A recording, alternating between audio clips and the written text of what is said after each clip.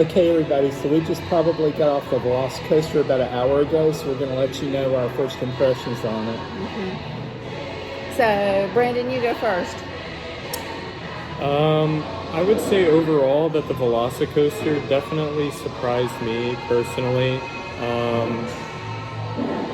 As somebody who will ride anything and everything, it did definitely have its moments where it took me by surprise. And I would say overall it was a pretty fun ride. Overall, the queue was nice. I like how newer rides are starting to incorporate these interactive queues, where they kind of build an atmosphere before they put you on the ride. So again, overall, it was a plus for me.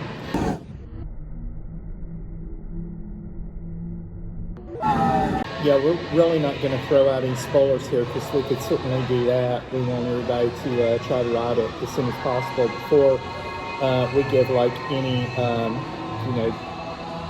what all's in the queue and what you can expect. But we started off with I think it said 85-minute wait, but I think we got through and probably it was 90 minutes. Yeah. 90-minute wait, and yeah. So we got through probably an hour and 15 minutes. I would say the line moved pretty quickly, and some of the queue is on the inside, some of it is on the outside, and then you go back inside again. And so it's a pretty cool day today here. It's in the upper 80s, so it was nowhere near as bad as it was the first time we rode Hagrid's and had to stand in like a 4-hour line, in the intense heat. But my impression of the ride was I love the queue. Oh my God, the queue is just, it's awesome, and it totally immerses you you feel like you're really in the movie, in the Jurassic World movie. You're back in Jurassic World, and this is an attraction at Jurassic World that you're getting ready to ride. The ride itself was, I did not know what to expect. I was kind of like going in with stomach cramps and everything because I've heard so much about this ride. And, it's just pure adrenaline. It's non-stop.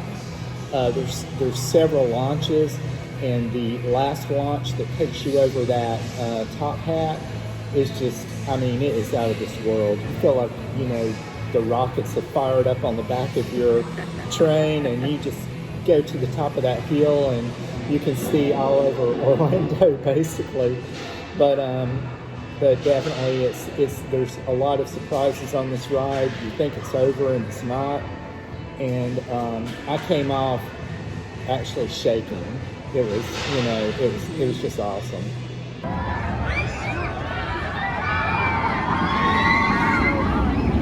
Okay, just a question, Brandon. Where do you rank this? And like, what's your, now that you've ridden this, what's your favorite coaster you've ridden? Oh, where would you rank it that way? In terms of just overall? Yeah. What's your favorite coaster? Well, I'd have to say that my favorite coaster of all time that I've ridden is just overall is Fury 325 at Carowinds. Yeah. And the reason for that is I just like how smooth it is. I like how, big hill, of course, and it's, I don't know, I'm not the biggest fan of all of the fancy loop-de-doop-de stuff. But I'd say, like, if I were to give probably one of the most thrilling coasters I've ridden of all time, it's probably that one, because it does take you through a lot of bends that surprise you.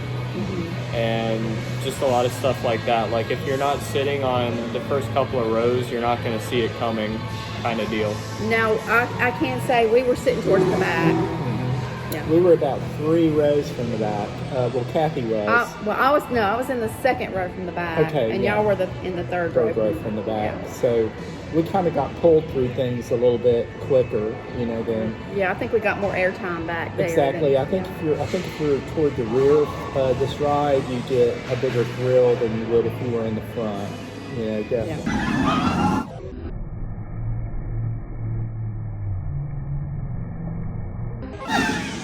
So what'd you think? Okay, so this was a lot more thrilling than I thought it would be.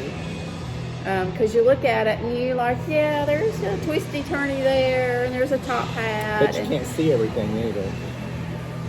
The way they designed this thing, it is like, it's like the first time I rode Lightning Rod. Like, my God, what just happened to me? Yeah, because like on Lightning Rod, you can't see what happens over the hill. Well, on this ride, You don't, and the turns, you know, the corkscrew, and you know, where you go upside down over the water, where that part is like, oh my gosh. and there's no then shoulder restraints either. So you know, keep that in mind. the So launches, and the launches are like that. He was not kidding when he said that last launch was like, man.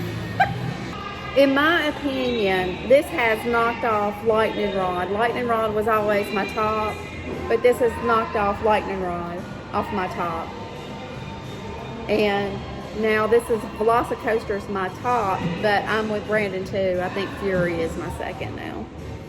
yeah, I mean, the whole thing for me was all the surprises, because you can't walk around this coaster and see where the tunnels lead, and there's just several places that you dive through these tunnels and caves, and I mean, so many surprises on this coaster, you know, that you'll truly love.